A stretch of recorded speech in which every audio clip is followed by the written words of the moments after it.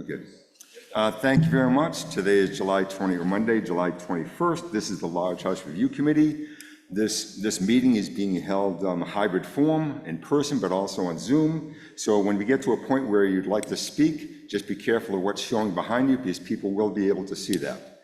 I'm going to start off by just simply taking a roll call for who's here. So we'll start with Jean, Miriam, yes. Heidi, yes. Mo, here. Tina's not here. Nick is not here. Was Nick online? Is anyone online from our group? Joe Matthews is. Okay. Okay. Bill Paulson. Here. Paul McGovern. Oh, Paul. What about Paul? Any Paul? Yeah, he's in Ireland. Oh, he's in Ireland. Okay. Oscars. Here. Chris Carter.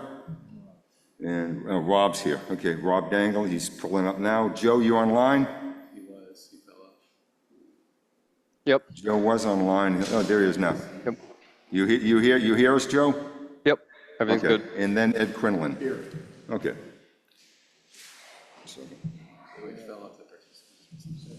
Okay. So as you know, we've invited a number of builders to come to this meeting so we could review what we've been looking at as far as any potential changes to the bylaws as they stand and how it may reflect to the size of homes. So we've been doing a lot of research. Oscar will go into a lot of the information we've been discussing. Nothing has certainly been decided yet, but this is a response to an Article 44 from the Large House teardown issue going on to the Planning Board for further study in the May 24th town meeting. So the Large House Review Committee, the main purpose is developed in recommendations that will then go to the Planning Board for what we may change for any construction techniques or sizes. And then that Planning Board will take it up sometime in late fall, early winter. Then the idea is for the Planning Board to then bring it to the town meeting of May of 25. So again, keep in mind, nothing has been decided yet. What I would like to do is, there aren't very many people here. What I'd like to do is please come up to the front. If you could do that, please, just please up to the front row. If you could do that, that would be useful. Then we can just make a little bit more casual conversation. Alex, how many people are online at this point, if any? Okay, so we have some people online. Thank you for moving forward, appreciate that. So we're gonna start, Oscar is gonna take it up now, and he'll start talking about where we've been and some of the dimensional regulations, where we're coming from. So Oscar, you're up. I'm probably not gonna tell you guys anything that you don't know. Sorry. Hi guys, thank you for coming tonight. And also to those guys who are online, people who are online, thank you. Obviously, this is important to get feedback from your perspective on what we're trying to do here. As we know from the charge and from previous work that was done on the Large House Committee in 2017, we see our role as taking a look at what's happened, the impact basically from the 2017 bylaw, and then see what kinds of trends have been happening in Needham. But we also think it's important for us to look at a couple of similar towns and see what their process is like, what their trends have been like. So we're looking at Wellesley, Concord, and Lexington, and we are studying as much as we can on point, getting samples of what they're doing on 7,000 to 10,000 square foot lots, and also understanding what their process is for, as we all know, probably Wellesley has a Large House Review, Concord has ZBA, Lexington does another form of review process. In some cases, they have a lot that's by right, and their appeal processes are different. And what we're trying to understand, as you guys all know, there isn't really any process in Needham, it's all by right. So part of the analysis is about process, what Needham might do with the process, and then also an analysis of how we would adjust some of the dimensional controls that are currently being used and how we might adjust those to adjust the size of the houses. One of the things that this committee has discussed early on was trying to find an example of the right size house, appropriate size house for the size of the lot. So you'd like to, so it keeps us on the straight and narrow path that's guiding us. So if I'm going to just go through the next, keep going on slides. Keep going. Keep going. Next slide. So this is the current, everybody probably knows this, that we have zoning residence B. We're not focusing on A. So this is all the smaller lots in town. And we all know that pre-47, those lots were somewhere in that 7 to 10,000, under 7,000, and then they became 10,000 minimum lots in 47. So we've been looking at houses that are both, quote, non-conforming, being smaller than those, the smaller lots that are under 80-foot frontage, and then also the larger lots that are over 80 feet. And so we have divided this in the next slide. Yeah. So these are the current rules that we're working with in town. There's a 20-foot setback in front, 25 for garage, and on the side, in the conforming, you have a 14-foot setback, and then after 32 feet, you're setting back another 2 feet. And we go to the next slide. That's a three-dimensional view of it. Next. This is the smaller lots, the under 80-foot frontage, and those have the smaller setbacks, the 12, and then switching to 14, but the same 20 and 25-foot setbacks for the front. Next slide. Yep. Keep going. So one of the things that has been the guiding, and all the analysis that we've done so far, we've looked at non-conforming and conforming lots in our committee, just to get a sense of some of the trends and some of the sizes, the range of sizes on the lots. And so we've basically uncovered that all of these houses are typically maximizing to the FAR, meaning a 0.38 FAR for any lot that's under 12,000 square feet, and then a 0.36 FAR for lots over 12,000. The coverage numbers that are on this list are also, to some extent, being used, but they're not quite as, they're not the governing factor. So I'd say FAR is what is usually being seen as maximized, and the coverages are not often maximized at the 25. Which is what we're seeing, 2,700 or more. Keep going, next slide. So the floor area ratio that we have currently, as I mentioned, were the 0.38 and the 0.36, depending on whether you're 12,000 or smaller or larger.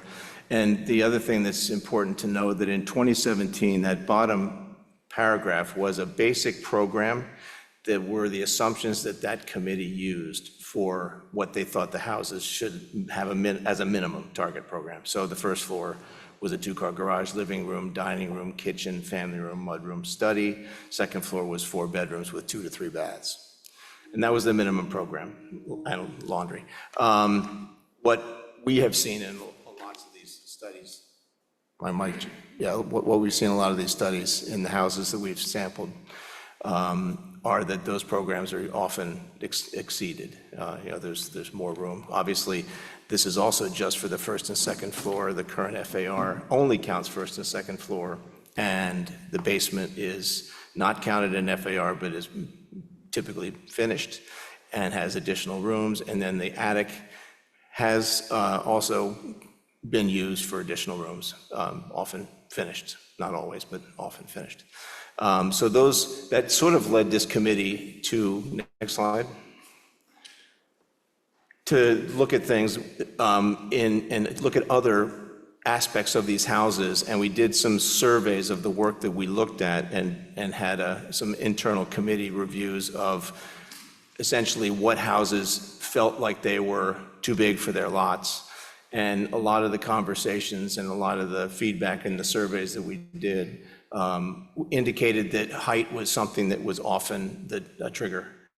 And I think a lot of these newer houses with bigger floor-to-floor ceilings on the first and second floors, and some gables or double gables that are facing the street often kind of exaggerate the sense of height visually. So one of the things that we're looking at as a group is whether or not there's any, what impacts there would be from reducing the height, which is currently 35 feet.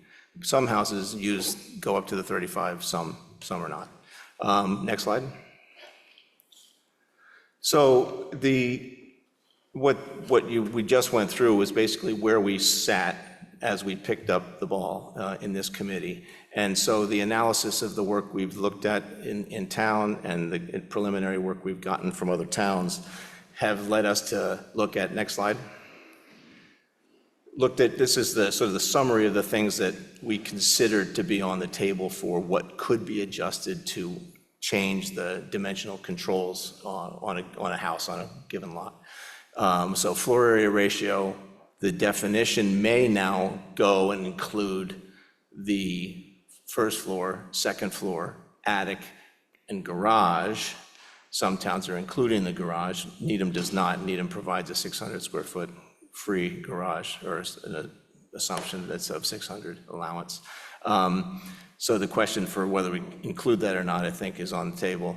And the question of the basement being included or not has been discussed by this committee, but the underlying thought, again, about whether we're trying to look at the bulk of the house on the site, and essentially the garage is not visible.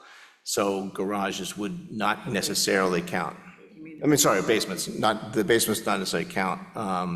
But we do have a tipping point in Needham that's 50% of that exposed basement would then trigger that the basement gets included because it's a story. So that's the one issue for us was how we might redefine FAR. So at the current moment, most of the committee feels that we should be carrying first floor, second floor, and attic, and the garage.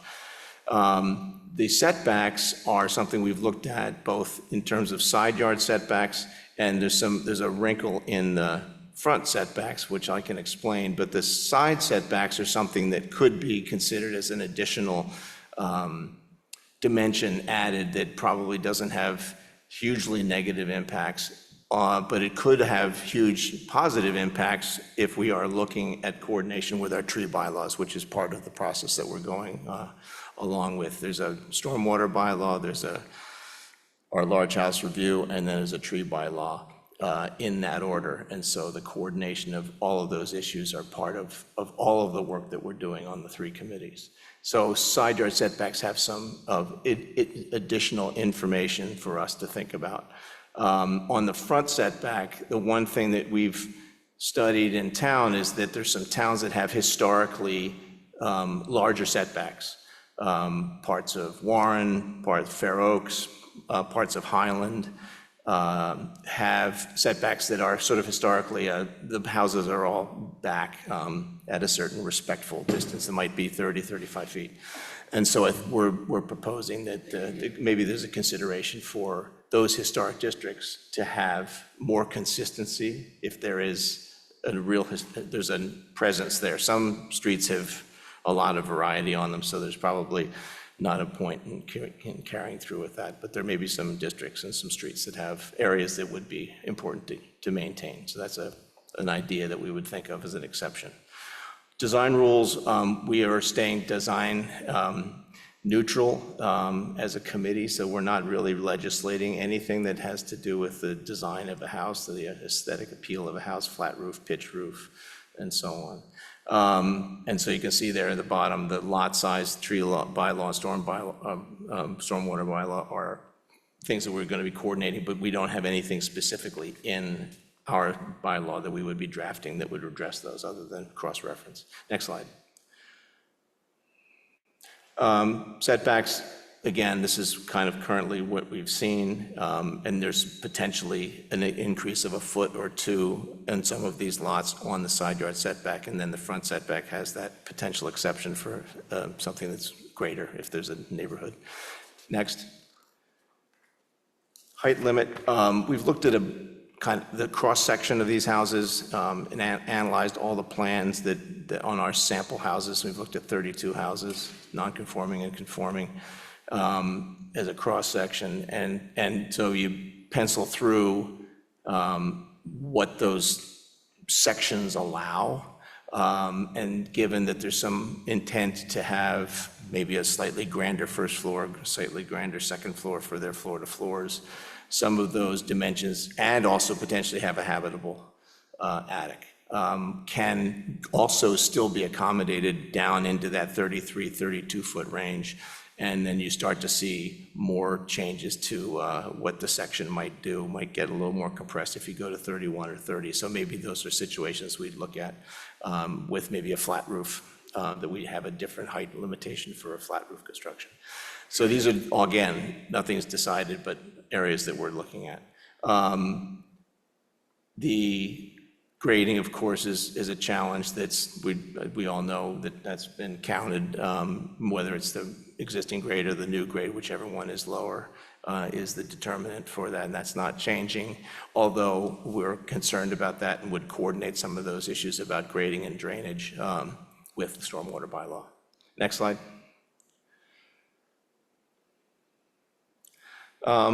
Again, lot coverage is something that we're looking at to see how it would be used as an additional control mechanism. It's not necessarily always hit the target, so we may be looking at ways of taking that down. Again, this may be another issue to think about relative to trees and areas that trees require for saving the trees around the perimeter. So those are all things that are being discussed sort of in coordination. But again, coverage limit may be something that we look at. Next. Floor area ratio. So we've already talked about this, but essentially the redefinition of FAR, we may set a baseline and we may set a maximum, and we may then have a range that relates all these FARs to the actual lot size, so that these are more tailored to the size of the lot, so we have a little bit more control over the actual size of the house to the actual lot. Yes. Yes. Question. So, yeah, I think so. This is the final slide. You guys can have copies of this. This is all available online, so we'll have this given to you, so you don't have to take notes, but you can refer back to it. So those are essentially all the issues that we've been talking about. Okay. So now what we're going to do is, I actually probably didn't mention, my name's Artie Crocker. I'm the chair of the planning board, co-chair of this committee with Mo Handel. He's a co-chair with me. So Mo's going to take it from here and just guide whatever conversations we may have going on right now. So we have some people online, some people here. So please feel free to come up, and we'll have plenty of time to ask any questions you want, and we'll try to answer whatever best we can. So Mo, you're up. So first, some context. We're a study committee. This will go with our recommendations to the planning board that will do whatever it thinks is warranted from the work of this committee and other input that they have. The purpose that we're about tonight is to engage with the development community to have a conversation about issues around the things that Oscar has been presenting. And the first question I have for this group is there anything in the brief presentation that you just saw that raises a question you'd like answered before we just go to a general conversation? Does anybody have any questions? We have people online and we have people here. If not, then we would like to know from you what you have experienced in Needham and in other communities that bears on the bulk of houses that are being built, and what you're concerned about in the efforts that you see going on around you from the public. So does anybody have anything they want to say about that? We're not going to conduct this like a typical public hearing where everybody has 3 minutes and it's very formal. What we'd like to be able to do is have a conversation with you to learn about what your concerns are and what, if any, suggestions you have, both from your experience in Needham and in some of the many other communities. We have talked to several other communities. So now we want to talk to the folks on the ground who do this in Needham. Does anybody have anything they would like to discuss with us? Sure. You do have to come up to the microphone only because the people online will not be able to hear you. No, that's okay. The people online have to hear the question. You guys talk a lot about height. Can you just mention your name so we know for the Trent record? Pace. I live at 99 Evelyn Road in Needham. I lived here my whole life. I grew up here. Thanks. I'm not sure it's something to be proud of, but I'm still here. And I'm building. So you guys talk a lot about height here.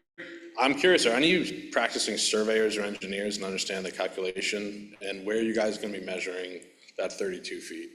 It's your average grade. Yeah, okay. As we So you're trying to currently bring do. it all the way down. I just want to know that you guys know where that's starting Yeah. from. Because if you take a bunch of plans, they're all going to be below 32 right now, Well, from bridge to a hip. lot are below 35. Yeah, I would say some are in that 32 to 34 range. It's pretty typical for most of the houses that we looked at. So I'd say some are bumping up against 35 as an average grade. good.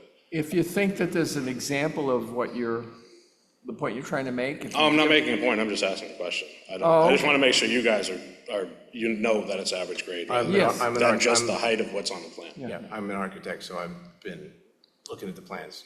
Great, And okay. a lot of us have been looking at the plans, so we're Sure.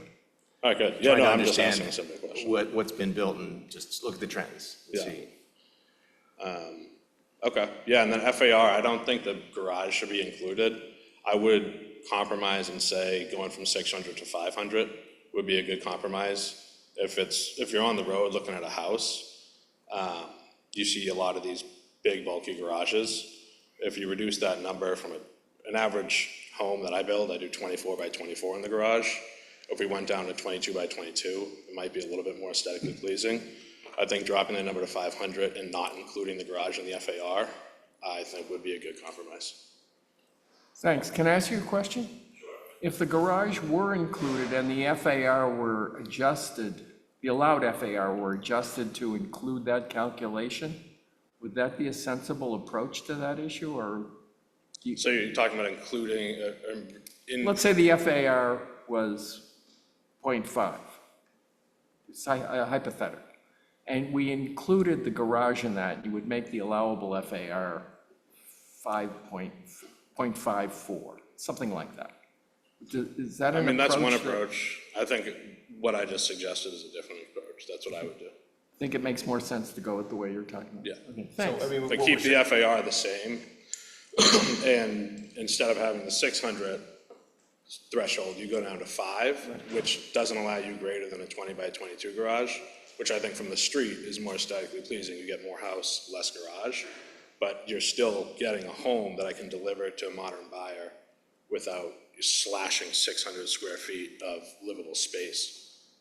That's just a suggestion. Do you have a question? Sure.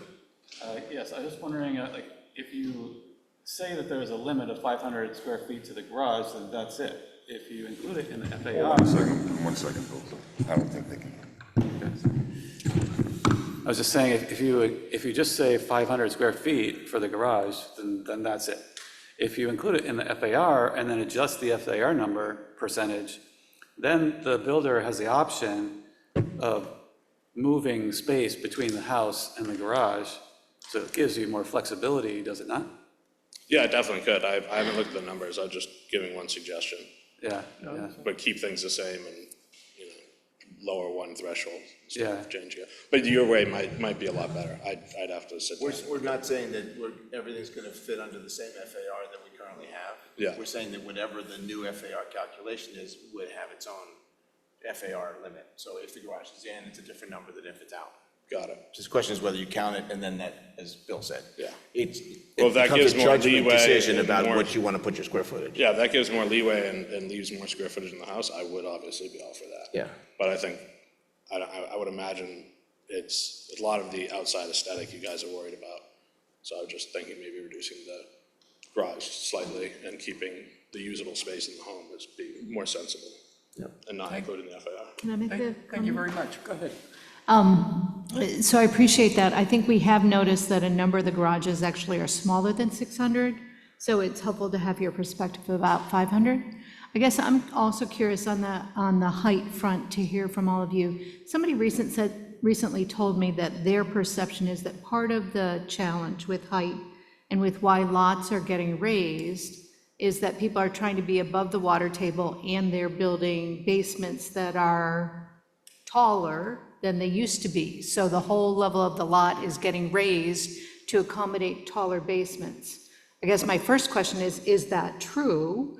All right, and my second question would be, if we weren't to raise the level of the lot, which I think we're seeing some other issues because of the raising of all these lots, what would you need to have happen in the basement, or what implications would that have? Does anybody want to address that?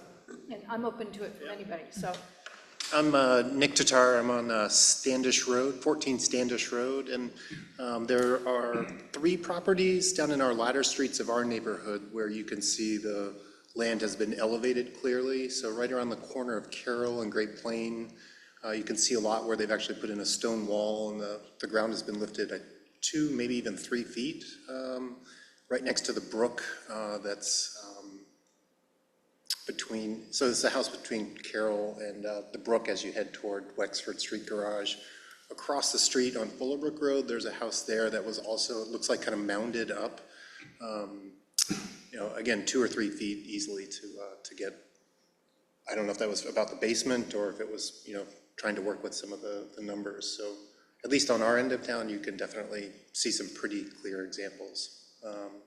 The other one that jumps out at me is the one on Nahoyden and Central, where they sort of excavated out the hill in some way. And I'm not sure how the numbers worked on that one, but that whole landscape changed dramatically with a pretty big excavator. Thanks. Does anybody who does development want to speak to the basement issue that was brought up? I can. My name's Garrett Federer. Lived in town since I was 5. I built many houses, including ones that have been water issues going to What's your address? 146 South Street. Thank you. And, what's that? What's your development? Federer Development. There's been areas that need them that people probably know. Could you move to the microphone? I'm sorry. There's a lot of ledge. Please move to the microphone. There's a lot of ledge in Needham. Sometimes there's not ledge, and there's lots of like peat moss and other things in the ground. Like I built my brother's house down the Ware Road area. There's a brook in the back area there. So sometimes there's issues that we have to raise the house up to get out of the water table. For instance, I just finished a house on 91 Winding River Road in Needham. And when I was tearing down the existing customer's house for them, because that's what they wanted, not a spec house. When we disconnected the power of the house had a foot of water in the basement. This is across the street from the river. So we had to raise the house 3 feet in order to get out of the water table. And I had to have a very low pitch on the roof in order to meet the height requirement, including the attic was not finished in order to make that happen. So there are instances that, regardless of height of basement, yes, we would all love to have 9-foot basements, but sometimes when you hit water table, you can't. But in this case, we had to get out of the water table regardless of how high the basement was. Do you often run into that, or is there occasional kind of thing? Probably like 20% of the time, maybe. And do you work in other communities as well? Wellesley and Newton. Say again? Wellesley and Newton. All right, and how do you find their house regulation process as long as you're here as a developer? I guess every community is different. Newton just, I think, changed some new rules. Wellesley's obviously ever changing their rules. It's complicated. I mean, as you probably, I don't know how many people here have been in Needham and how long they've been here, but Needham was farmlands before. Somebody came in and decimated farmlands and just put ranch after ranch after ranch after ranch in the neighborhoods, including like the Valley Road area. So people come in and say about change all the time, where we're tearing down houses and putting up houses that people want because they're buying them. Or in my case, I built a lot of custom houses. I'm tearing down people's existing houses for them, and that's what they want. And people come into the meetings and they're like, oh, we gotta have to change, we can't stop the construction, stop making the town affordable. Well, what's more change, coming in and tearing down farmlands and building subdivisions, or tearing one house down at a time and making new houses that people want? People need to think about change is inevitable. It's gonna happen. I feel like you should only regulate so much of what people do when they buy a property and pay taxes on it. It's just my opinion, but. Have you used the TLAG process in Wellesley? Have you gone through that? Yes. And how does the relationship with the neighborhood play into that from your perspective? Wellesley has like a 35-foot rule, typically they call it. So they take depending on the neighborhood and the size, like 500-foot rule they'll call it. You have to take it and show within 500 feet up and down that side of the street what the setbacks are of the houses and try to stay like in an average of that area to match kind of the thing instead of just having a setback.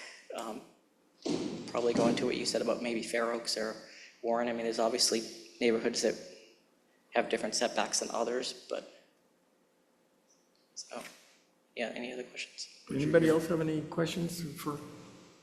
Garrett? Yes. Do you, again, I'm back to this question of the height. Have you found this question, the 20%, does that also apply in other communities? And are they also raising houses to the same degree that we are here in Needham? Wellesley and Raising Needham- lots? Wellesley and Newton has a lot of tear downs too, is that what you're asking? Or, I think she was talking about the No. height of the lot. so in Having Newton, to raise the lot height? yeah, it happens I had to do it in a house in Newton, and then I did have to do it in one in Wellesley on the same road, 91 Winding River Road, Needham, and I did one on 270 on Winding River, which is Wellesley. It's the same street, half's Wellesley, half's Needham. Same problem with both. And it does cause a problem with the pitches of the roofs because we had to lower them pretty dramatically, so. And the other thing is, I'm sure everybody's aware that the town just passed all these new stretch energy codes, opt-in stretch energy codes, so everybody's saying, let's make the town more affordable, let's stop making the houses so big so they're more affordable. Well, you don't get to come in and sit there and say, okay, we have to make everything electric, put solar panels on a house, make the house more expensive energy code-wise. Now we're gonna also change and make it so that it's more difficult to build and make it more expensive to build. You're just compounding the issue. It's just not gonna make it cheaper, it's gonna make it more expensive. So, it's my opinion. But Thanks. Do you have any other questions of us? right now, no. I'll let you know if anything comes up. but Okay. Thank And you. no comment from the other comment on the PowerPoint? I have another question, I think generically, for anybody else in the room who's building in Needham and in Wellesley. Are you generally building smaller houses in Wellesley than you're building in Needham? I see somebody at least nodding, yes. My perception is that despite the fact that the houses in Wellesley are smaller, built as new construction, they're still selling at equal or higher prices just because of the market that exists in Wellesley. So there is a market in that town, and therefore the houses that are available for sale are selling at that price, is my perception of what's going on. Lou Wolfson, 29 Semino Road. I've built in Needham and Newton. Regarding your question there, though, about the pricing, what happens is the larger homes become more valuable than the smaller homes. You know, the smaller homes will command more price, you know, for less product, but the larger homes will command a premium because people want the space and need the space for the mix of how their family dynamics are today. As far as raising the home, as far as the lots go, that really varies from, you know, property to property. Needham, much of the land in Needham, where Nick was talking about, was all filled land. So in order to, you know, not have water problems, a lot of those were raised ranches or ranch-style homes. Most of them have sump pumps already in them. And, you know, so to make sure we don't have that, you know, you have to try to raise the home a little.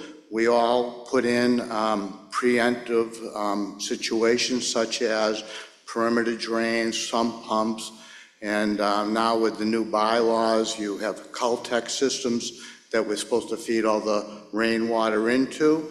And then the town allows us to tie into the sewer in an overflow type situation.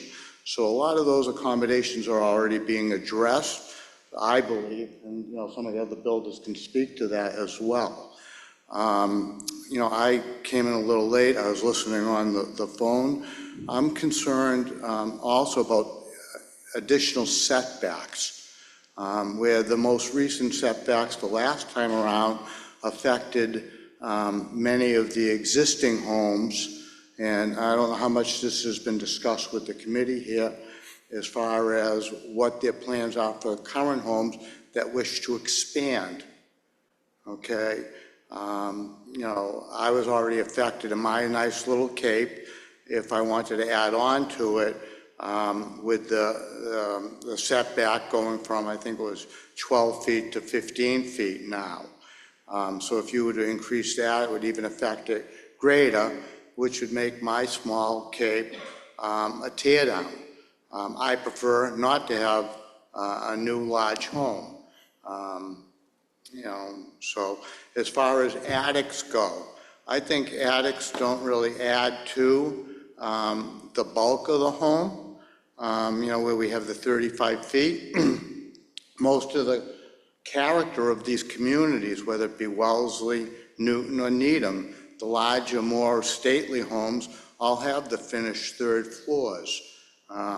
There's not one, whether it be on, most of them are on Main Streets or Fair Oaks or Warren, but they all have the dormers and the finished third floors. It's not adding to the bulk. In Wellesley, it hasn't really stopped the massing of the homes. It's made them go with truss construction because it's not about the livability of the space. It's about the architectural component of the building that's being built. You know, most builders want to present a good image. You know, when I say a good image, something that they themselves feel proud about. And, you know, if they don't feel proud about it, because when we build a home, we look at it, we have to maybe move into it if we don't sell it, okay? So, you know, and you know, so that's important. You know, I build every home as if I was going to be living in it. I treat my neighbors that I'm building next to the same way, okay? All of us live here in town, okay? We've all grown up here in town. We take great care and pride in our town. Needham is one of the best towns to live in. I'm a realtor here in town. It's easy to sell this community because it's like Norman Rockwell. We have a great walking downtown. The home, we walk more in Needham than any other community. You know, you walk around. We have great downtown. I just love it. I love the ability to build a home here, but I like my little home, and I don't want to see it impacted. And has the board addressed these existing homes? If they want to expand their homes, how will they be affected? Has that been discussed by all? You know, because as I said, I came in late. And following some of the committee's past hearings, a lot of what I heard of the negative was more due to architectural components than the massing of the home. Some of them had dormers on the third floor that were facing out, okay? Some people might not have liked the home on Honeywell Street. It may not be a home I want to live in, but I appreciate the design of it. You know, we're self-regulated too. We're driven by what the people want out there as far as a home goes. Today, we're seeing more of a contemporary home being built without the third floor. So they may still have the same square footage, but it's not as high. So that's addressing self-regulating. Those are just some of my thoughts Thanks, at the moment. Lou. Can I ask you a question? Yeah. So the example you gave is your own particular personal situation. If there were a process in place that would allow you to get an exception with the participation of the people who would be affected by what you were doing, would that be a helpful addition to how we regulate this kind of thing? It's funny you say that, Mo, because that's why I voted against the neighborhood plan, and I voted for the base plan, because I felt if I wanted to expand upon what the base plan was, that our community should have its input. So the answer to that question is yes. Okay, thanks. Do you have any other comments or questions? I know you didn't see the PowerPoint, but you may have heard it on the phone as you were coming in. Do you have any questions from that? Yeah, I did hear it on the phone. So I really don't have a lot to say on it, other than I was concerned about the side setbacks more so than Okay, anything else. thank you. Just Lou, just to answer your question about an existing home, there would be no changes to the existing conditions. If you're doing an addition, if you had a pre-existing non-conforming side yard setback, again, you go to ZBA and you say, I'd like to do an addition and I'd like to acknowledge the same I want to expand on that side with a non-conforming side yard setback. I've done it with my house, so that's still all available. So working with an existing house is not what we're talking about. We're talking about new construction. It does affect the existing home, and my home's sort of unique. I'm at a corner, so I have two 25-foot setbacks. My garage is to the right, so for me to correct, I have a problem getting into my house on my garage side, because I have to walk around the chimney in order to get in my back door. So if I was ever to correct that problem, I'd have to push the garage over. So the right size of a garage, I think I heard earlier, was like 22 feet wide would be ideal, could be 23 or 24 feet. And because of the last change, it doesn't allow me to correct my entrance without compromising the size of the garage. So even though I have a conforming lot, it would adversely affect me, any greater setback.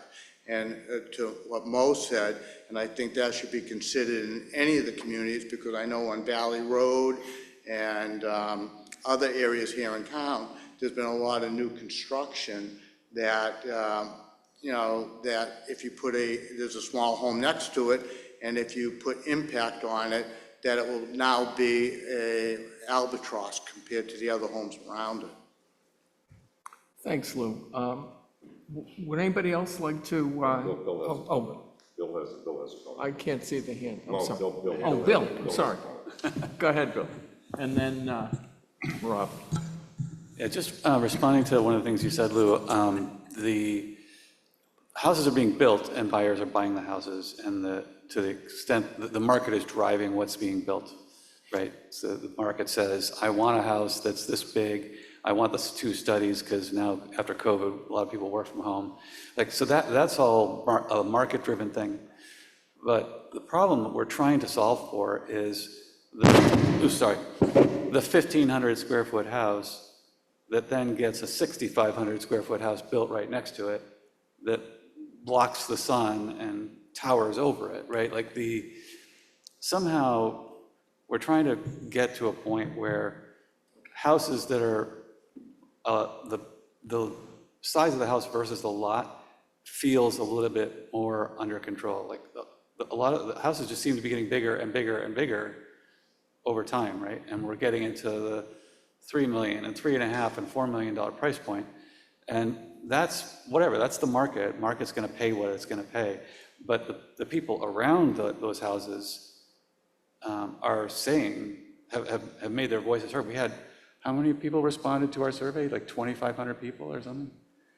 Over 2,000 people responded to our survey about large houses. So there is a sentiment in town from the people that are here that the houses that are being built are too big for their lots in some cases and are not fitting into their neighborhood. So it's really definitely not an easy problem to solve, which is why we're not coming to you saying, this is what we're doing. We're still noodling on this, right?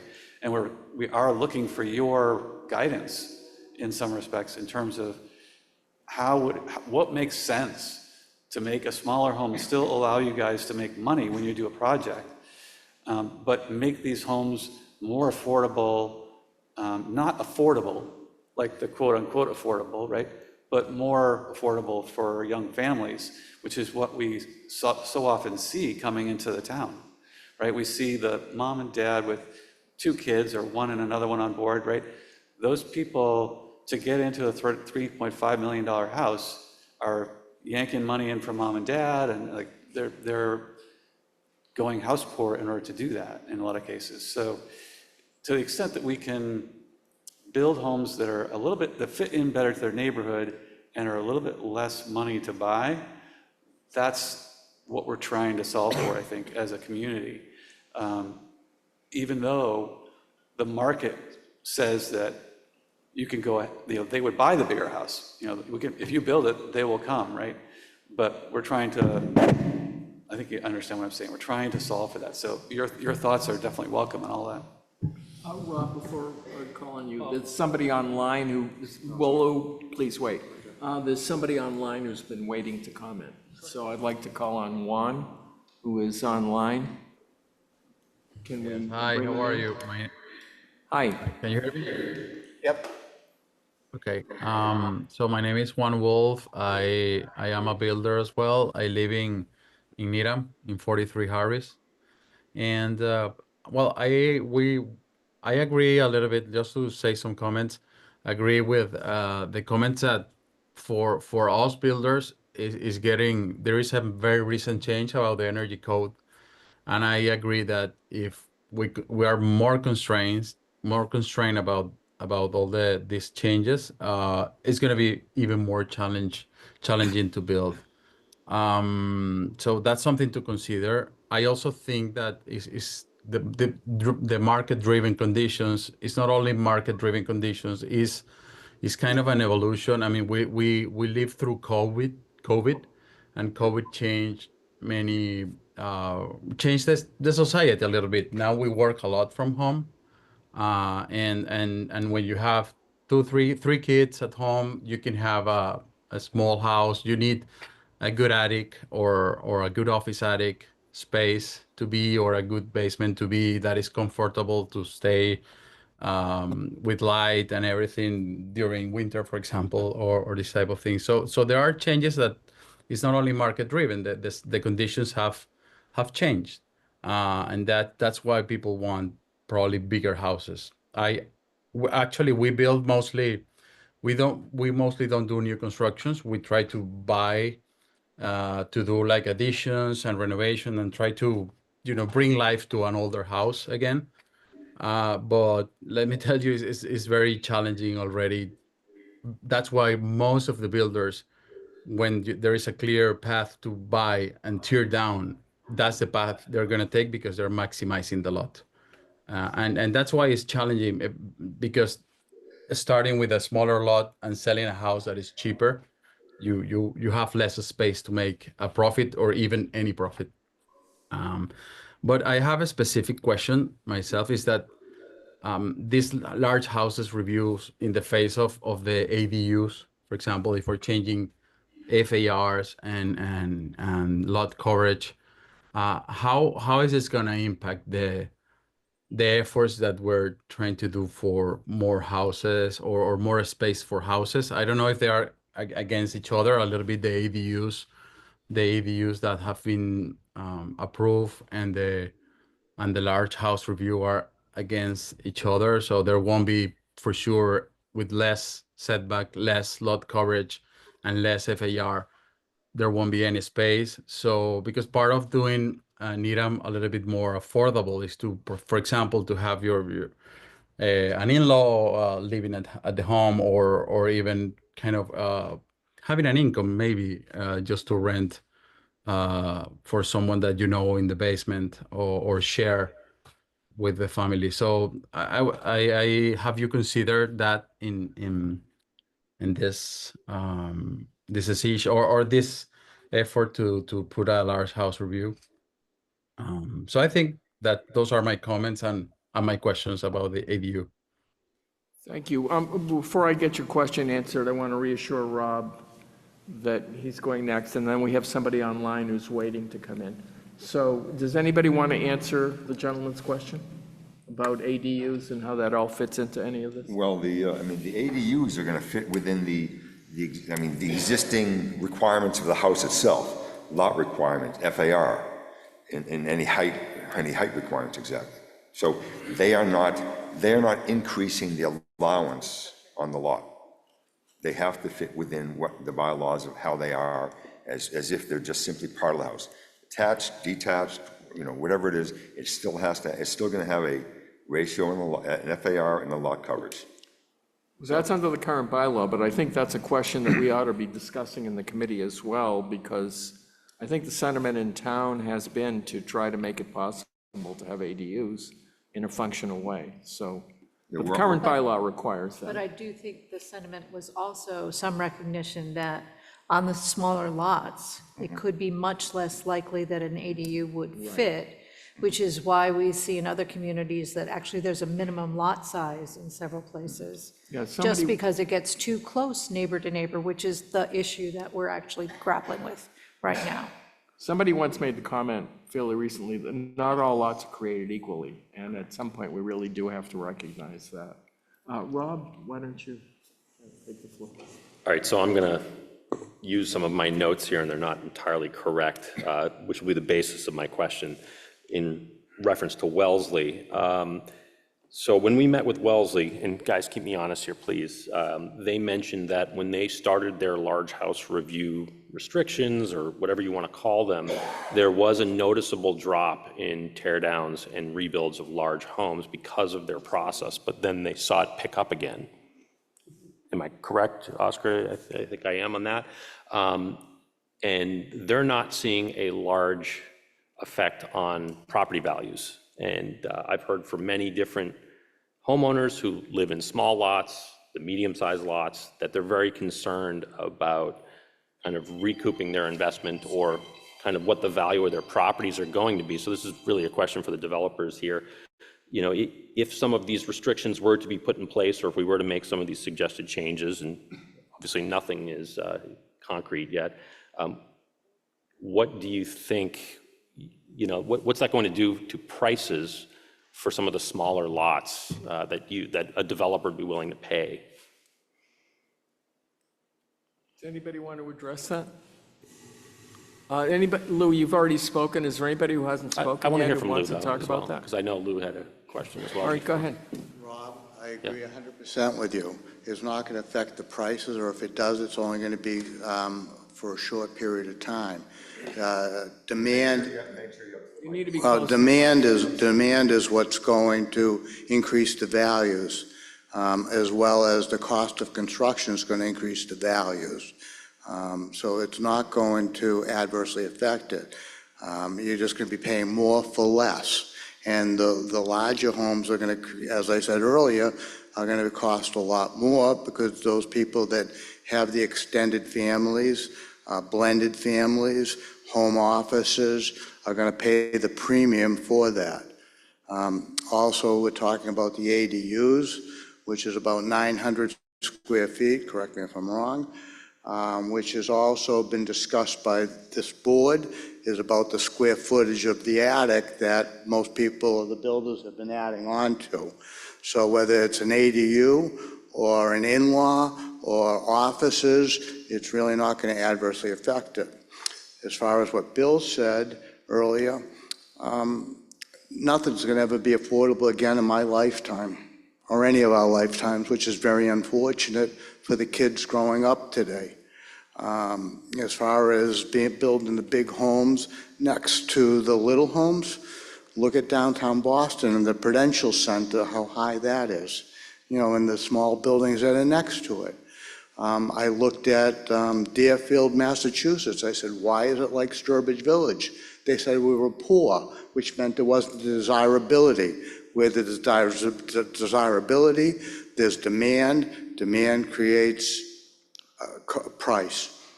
So that's what we're up against, unfortunately. I'd like to see prices come down. All our costs go up every single day. And that's without the tariffs. With the tariffs, they're even going to be higher. And again, we're in a market. I spoke to someone that wants to sell their home here. They're looking at going Sandwich. It's an even trade. Their 60-year-old home here, $1.7 million. Their new construction down in Sandwich, $1.7 million. You know, we used to go to the Cape because it was affordable. We used to go to Florida because it was affordable. Nothing is affordable anymore if you want to be in a convenient area. And when I say convenient, that's like an hour's distance or hour and a half distance to, you know, the urban centers. That's just my take again. We have somebody online, Alex. I can't read the name. Or was that Juan? Is that Juan's hand? It's the. Is that Juan's hand? Ozzy. Oh, Ozzy. Go ahead, Ozzy. Hi, it's actually Kevin. I'm just using my wife's phone. Sorry about that. That's okay. I've been listening. I heard what Rob and Garrett and everybody Excuse me were a saying. second, Ozzy, please give your full name and your My address. name's Kevin Griffin. I'm with Griffin Building and Development. We live in Dover, Massachusetts, but we build in Needham, Wellesley, Natick, Framingham, Weston, and Sudbury. Okay, go ahead.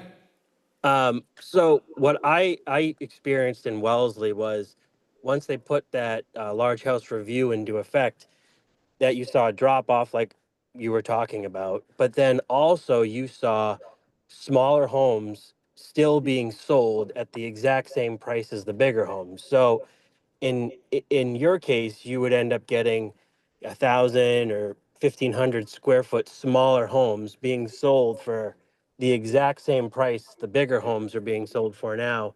And you're probably going to see people migrating to other towns. At least that was the experience I had when Wellesley put that into effect. So um, Needham's great because you guys actually have, in my opinion, better zoning laws with the way you structure your setbacks for the garages and your setbacks on side lots, and you have that 2-foot jog rule. It gives you guys some unique characteristics that most other towns don't do, which I think kind of sets you guys apart from a lot of the others. And I'm just worried if you put into an effect the same thing as Lexington or Wellesley, you're going to end up pushing some people away, or you're going to just end up artificially increasing the cost of some of these homes from where they already are. Can I ask you a question? Yes. You said that the smaller homes in Wellesley are going for about the same price as the larger homes. Not in Other- Wellesley. I'm sorry. I was referring to your current large homes. So if you said your current homes in Needham, let's just say the average is 5,000 to 6,000 square feet. Let's just say if you change the bylaw where you can now, let's say, only build a 3,500 to 4,000 square foot house, that house is going to sell for the exact same price as the current 6,000 square foot home does. It's just going to increase the cost per square foot of the sale price. Because if we're buying lots at the same price and the cost to build the house is basically the same, we're not going to save a lot of money by not finishing the attics or the basements for that matter. It doesn't cost us a lot of money to finish attics or basements. You're basically going to get smaller homes that cost the exact same amount on the sale price as they do today. So if you were building a smaller home in Needham, do you think the market would support the sale of that house? I think in the beginning, it would be hard. I think you're going to see probably a lot of the builders, including guys in the room, myself, that are going to put a pause and watch what happens for the first few months and see if the market supports it. So I think you're going to see the market or your housing, new construction market probably stall Well, before it picks up. one of the things that intrigues me is that the houses in Wellesley that do not go through TLAG tend to be significantly smaller than the houses in Needham, and they're selling at a premium, and they're selling. So That's my point, is that we're doing a house in Wellesley now. It's going to be about 3,500 square feet without the basement. And that house is going to sell for probably 3.6 to 3.8 million dollars. And, you know, I think that you're going to end up getting to a point in Needham where you guys are flirting with Wellesley sale prices as it is already. And we just did a house over on Fairfield Street in Needham, and we only bought that lot for $200,000 less than the one we bought in Wellesley, and we sold that for $3 million. So, and that house was 5,500 square feet. So, I mean, people in Needham are getting a lot more bang for their buck than they are in Wellesley. But the key question is, can a successful builder build a smaller home in Needham that fits better into its neighborhood and still make a profit? And can this homeowner who sells that lot to that builder still realize what they are expecting to get from that sale? That's one of the questions that keeps bubbling up. I think you're going to see a drop in tear down prices. So the amount of money that builders are willing to pay for a lot, if they can't build as big of a house as they're building now, you're going to see prices on those lots drop anywhere between $100,000 and $200,000 in the beginning. Maybe that will change but that's going to be all because we're all not willing to take a $100,000 to $200,000 gamble to see if the housing market in Needham is going to support a sale price on a smaller home. So what I'm hearing you say is that the risk is in the period of, if there were a more restrictive zoning bylaw adopted, what I'm hearing you say is that there's a period of risk where it's not clear to a developer that they're going to do as well, but after a while, if that uncertainty is overcome, that they'll do as well. Yeah, if you talk to the building commissioner, when they first enacted these new building code changes with the energy ratings, there wasn't a building permit pulled for, I think it was 3 or 4 months straight. That's because everybody didn't know necessarily how to meet some of the energy codes at the beginning. And second of all, we were all worried about how much money we were going to spend versus how much the market was going to support. Granted, a lot of that went to the wayside because we were able to figure out, different insulation methods. The heat pump industry has changed a lot. In HERS raters, if you have a good HERS rater, they can help you through a lot of the problems. But at one point, if you were to talk to the building department, they got, 3 months into the year and there wasn't a single building permit pulled for new construction. Thank you. Does anybody on the panel have any conversation, question? I got a question. I know you're saying, smaller house will sell similar to the large house. Let me get away from that for a second. We're here to try to do something. Okay? So we're here to try to do something. We're not sure what that something, some reduction is going to be. One thing I'd be curious about is what reduction do you think you'd see occurring or would not have a negative effect on you? We want to reduce some sum. What percentage do you think we can go down to and you'd still be fine? This house would still have a great size house. The seller would still have a great price on the selling price. What do you think would work for you guys? I know it's a loose question, but we're trying to do something here. And basically it's the bulk of the house. Certainly it's also the visual bulk of what's facing the street, which is not always the same thing as the total volume of the house. But what do you think we should look at for a percentage, let's say lot coverage, total FAR, that would work for you guys? I'd really like to hear your responses, what you think would be okay. Or put another way, if we're going to do something, we'd rather not do it in a vacuum, and we want some feedback from the people that are going to be affected because it's trickle-down economics. If it's going to affect the profit that you can make, it's going to affect us as residents when we go to sell. So I think it's important for us as a committee or the planning board not to shove this down everyone's throat. It's really going to come together and come up with some ideas, knowing that something may happen based on just what we're hearing from the residents. We have to respond to at least the surveys that we're getting. So we'd like to get some constructive feedback, knowing that anything you say, this is not a court of law, it's not binding, but what, if anything, other than no changes whatsoever, would you suggest? Or what should we look at that maybe we haven't considered? Go ahead.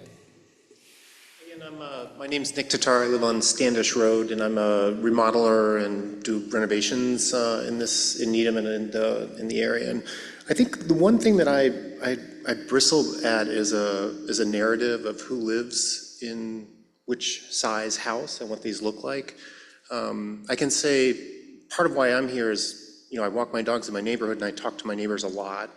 And the houses around me where I see multi-generational living are in the smaller capes that have had some sort of sunroom or some sort of addition built off of the back. That's where you'll see grandmothers living with their kids and their grandchildren. I can think of 3 off of the top of my head in our ladder streets. I can also think of 2 neighbors that bought large houses because that was all that was available. That's what they wanted, a turnkey ready house, right? They didn't want cloth insulated wires. They didn't want to worry about how to, renovate the basement or, that there was only one full bathroom in the house. They wanted something turnkey ready. And the only thing available to them as a 2-person couple with their dog was a 5,000 square foot house, right? And so I think the amount of houses that are available has created this very strange dynamic, and I just want to be really hesitant in sort of describing who's buying these houses and what they're willing to buy, because there are so few, I think, available houses that are, again, turnkey ready, and you're not going to have to put a lot of money in to fix those homes. So I think it's really complicated, and I don't think it's a really straightforward answer for that reason.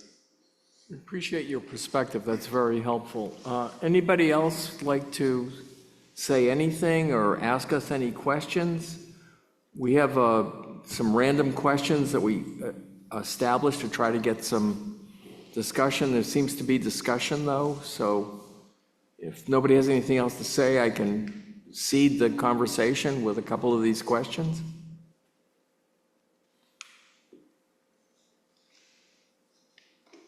All right, then. I'll go again. Oh, go ahead. Sure. So Garrett Federer, 146 South Street again. Just wanted to say I built a lot more custom homes now than I used to do spec houses. So maybe to answer Mo's questions, to get the question. Most of my customers are using the current. If you could get closer to the mic. Yeah, it was humming, so I was trying to stop it. Most of my customers are using the current FAR ratios too, pretty close to their max size. Not always the case. For instance, I just finished a house on Wilshire Park, and they had a 7,600 square foot lot, and their lot was affected by the last round of changes. And I actually ended up tearing their house down because it was going to be too complicated with the new setbacks that were put into place with their existing house to add on to it. So it was easier to tear it down and get them at least somewhat of the size they wanted than it was to renovate it. So again, I think speaking to what he said, it's kind of a loaded question. If you have to do something, you guys definitely have your work cut out for you trying to figure that out. Trying to make everybody happy is always a problem. I did do a house on Henderson Road a couple of years ago, and it was for a mixed-use family. They actually did an ADU unit in the house. They bought specifically like a 20,000 square foot lot in order to do what they wanted to do on it. They did not max the size of the house out. They did not finish the third floor. They had close to 20-foot setbacks, even though it wasn't even close, and guess what? All three neighbors still complained.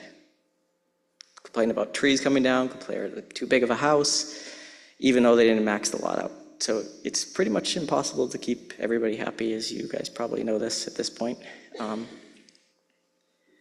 So I've been through quite a mix of what happens and goes on in town, and it's a complicated one. And I did just go through a large house review actually with a house in Wellesley, just got approved last month. So going to, I think what Mo said, not every lot is all treated the same. This house happened to be in a neighborhood that was a SR20 zone in Wellesley. So it was maxing out at like 5,400 square feet, I believe, on the house size, although the lot was 3/4 of an acre in this area. And they did get approved to build a 7,700 square foot house. I'm still curious about something, and that is, I know it's a hard one. I know nothing's difficult and nothing's easy, but let's say the existing bylaws on a lot X, whatever it is, you can build a 6,500 square foot house. Now we make some change and it brings it down to, I don't know, instead of 6,500, now it's 5,500. Is that going to matter? It depends. I mean, some of my custom clients, yeah. I'm sure it's going to bother the people buying some of the spec houses too, but yet there's people that might want a smaller house. There's also people that want the bigger houses. I don't know if you guys saw the articles lately too, but top 50 suburbs in the nation. Wellesley came in at number 10 and Needham came in at number 43 in terms of the average income per household. The people that are moving in this area have changed. It's a lot more lucrative and a lot more money, and it's very hard to compare Needham to Newton. I mean, Needham to Wellesley, considering Wellesley came in at number 10 and Needham came in at number 43. So it's a little bit different. I know they're getting closer in some of the property values and stuff, but there's over $150,000 delta between the income of the per household. I don't know if you guys want to look at that article or not, but. Thanks. What would it take in terms of setbacks to preserve more of the trees around the periphery of lots? The biggest problem that I found I've had with trees, and I've had couple instances of it. One house I did on Old Farm Road years ago, it had pine trees along the back. And I wanted to get rid of, it was actually his mother's house. I wanted to get rid of the pine trees in the back because they're quite a nuisance and they have issues with roots and stuff like that. And I went and talked to both neighbors in the back. One neighbor, and I offered to cut their pine trees down too, because some of them were like right on the lot line. Some were blatantly mine, some were blatantly theirs, some were on the lot line. One neighbor was like, I hate them, great, get rid of them. The other neighbor was like, I don't want to get rid of them. So I went and cut the ones that were blatantly on my property, and the next year later, a remnant of a hurricane came through and it blew down one of the pines on the neighbor's house that didn't want to cut them down. It didn't hit the house, thank God, but it landed next to it, and then they went after me for the fact that the tree fell down. So a lot of times when you go in there and you're going to do new water, new sewer, new gas, although the gas is probably not going to happen anymore, you damage roots of trees and stuff, and it's hard to preserve some of them. We try to preserve, not every builder, but some builders try to preserve them when we can. It's obviously difficult. I'm sure you guys have talked to Wellesley about their tree bylaws.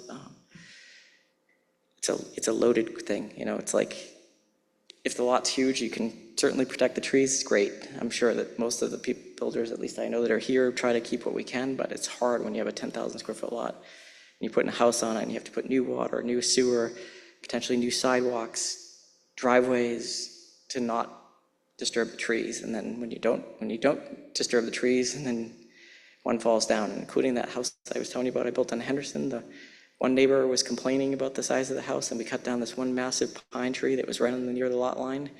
Well, the next year, one of the pine trees behind their house fell on our house. So it's a very loaded question. Thanks. Do you have any follow-up, Jean? And then Mike Nyden. Go ahead, Jean. Yes, I think several speakers have talked about the difficulties of adding on to existing houses, particularly if they're on non-conforming lots or have non-conformities. And the question I have is, my observation has been that our zoning board of appeals in Needham is very strict in its application of granting variances with a finding, you know, that the change is not more detrimental to the neighborhood than the existing. And I wondered what your experience is with other communities where you build, Newton, Wellesley. Do you find the zoning board of appeals is more allowing of expansion than Needham does? Well, I actually just went through not large house review, a zoning board, and we got a variance approved for a house on 320 Grove Street in Wellesley / 310 Grove Street, Needham. Part of the property was in Wellesley, part was in Needham. Very wet land area, very small building envelope to build in, even though the lot size was 4 acres.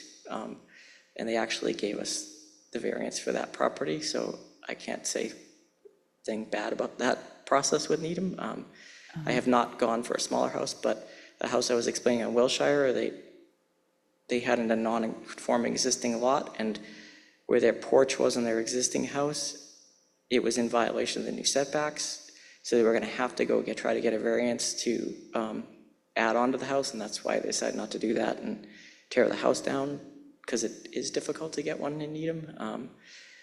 I haven't had to do one in Newton or Wellesley. I mostly do a lot of either full gut renovations or new constructions. Don't do too many add-ons, but in Wellesley, you do have the right to go to a large house review to try to expand your house bigger, and they have this other committee. So I would say if you guys do make some changes, maybe think about having some type of committee to take out the lots that aren't obvious and are not normal, and so the people that don't have an exact duplicate, normal fits your bill lot, they have the ability to try to do what they want to do with it. So, thank you. Mike, and then, did you have something you wanted to say? Yeah, it's really for Garrett, but I do have a little preamble. My name's Mike Nyden, 178 South Street. Formerly of Old Farm Road. Formerly of Old Farm Road. And Garrett did a great job there. My mother was very happy. Back in 1921, N.C. Wyeth moved back to Needham. He's one of our famous artists. And in 1923, he left. The reason? Needham had changed.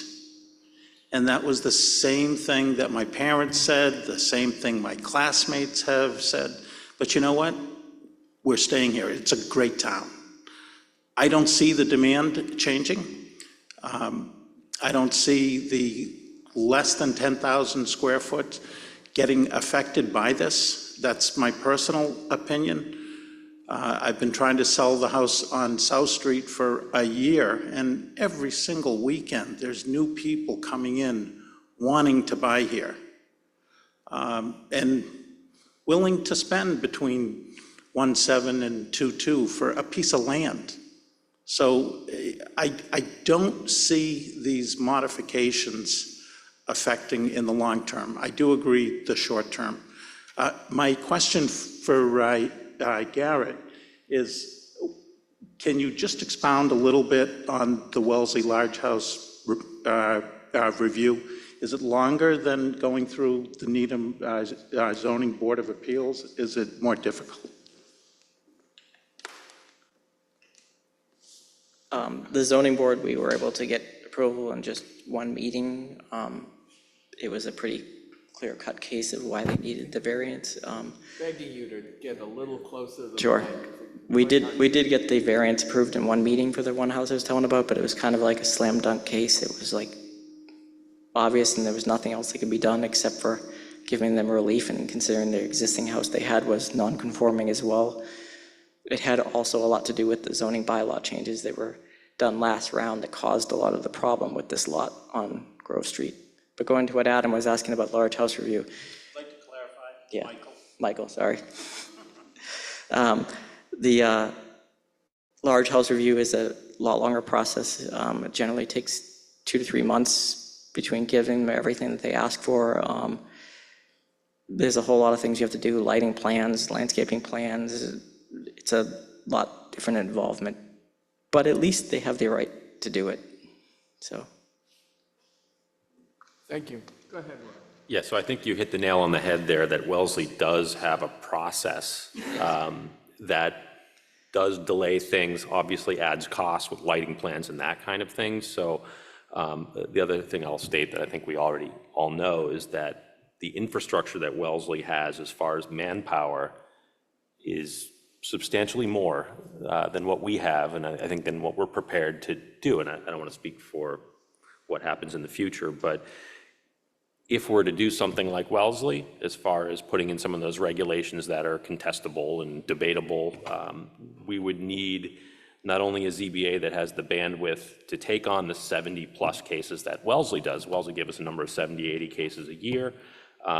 Their planning board actually, and I think you can back me up on this, does some of this work as far as allowing these large house reviews. I don't think our planning board's equipped nor has the time to do that. So we would have to set up all new processes to really have some flexibility in whatever we do so that we can accommodate not only the builders, but the residents and all that. So we just need to think about that as we make our recommendations. Just one point. We did meet with the chair of the Wellesley Planning Board, and according to him and other people we've spoken with in Wellesley, very few contractors choose to go the TLAG route. It's available to them. It's more arduous. It's more expensive.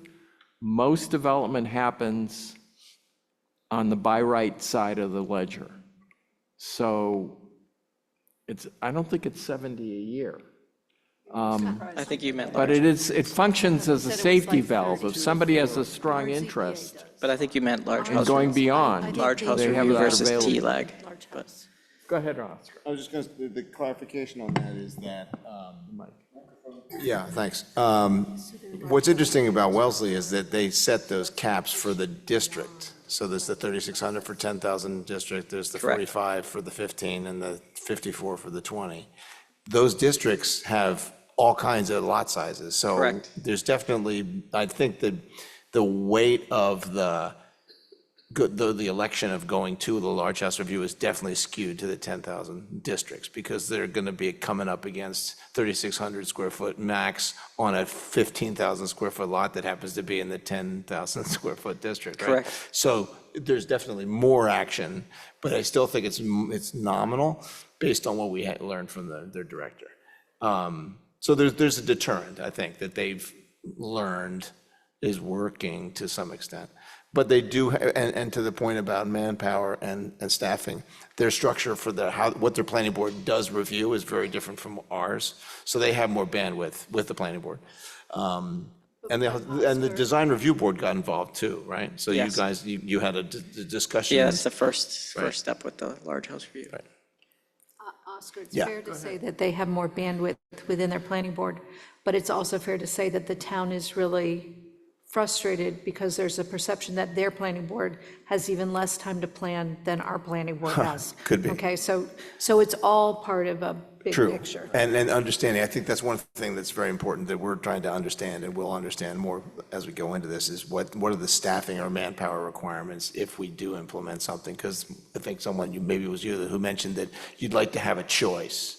So if there are limits that shrink the size of the house, but you have an unusual condition, there's an option. So it's whether it's the planning board or the ZBA, or whether it's a different group that gets formed that can handle those kinds of things. Maybe it's called a special permit or something. But there's a way to go and appeal or do something else, not a hard cap. So those are the things we've been talking about. I'm just going to say one last thing for Mo. Yeah. I think you're confusing TLAG and large house review. You have to give TLAG on every new construction house in Wellesley. Right. It's large house review that you were, I think, referring to. So, Right, the TLAG is the calculation. yeah, but you have to do that no matter what. Right, So- to prove you're either under the limit or. Correct. Right. So, thank you. The gentleman in the white T-shirt, and then you can speak, and then Mike. I have a couple of questions. I know that someone mentioned about this variance. microphone. Variance You have to versus, tilt the microphone up also, yeah. there's some mention about the variances versus special permit. Correct me if I'm wrong, that a variance is much more difficult to come by, so I don't like just throwing that word out. That it's a hardship. There's only 3 ways you can get a variance, correct me if I'm wrong, Lee. And unless you're trying to change that for the non-conforming smaller lots. That's one of the things that could be on the table, Lou. Is that And a we do state law? understand the difference between a variance and a special permit or an exception. So thank you. And also, regarding the different in lot sizes, Needham's got a lot more small lots than Wellesley does, so really to compare the two is not really a fair analysis, but I understand what we're trying to accomplish here. The other thing, someone mentioned about the trees and whether the setbacks was going to make the difference. I know that in Newton, I'm a big fan of what I learned when I built there, which was that we had to meet their tree ordinances. That's more of what Nick is dealing with at the moment and the town in itself. So I'm a big fan of replacing whatever we take out caliper by caliper, but we're all concerned about the people that buy our homes, that we don't want a tree falling on them or our neighbors, so. I know that you missed the first part of this, so you wouldn't have known, but at the beginning of this, we made it clear that there are 2 other study committees, one I having know to do that. with runoff and the other that has to do with trees. So this committee is aware of the fact that there are issues about trees in Needham. Right. But there is another committee, and there's some overlap. There are people on this committee who serve on that committee. Right, but I And they'll believe be someone having their mentioned own about set whether of the meetings and setback was going to discussion. help on that.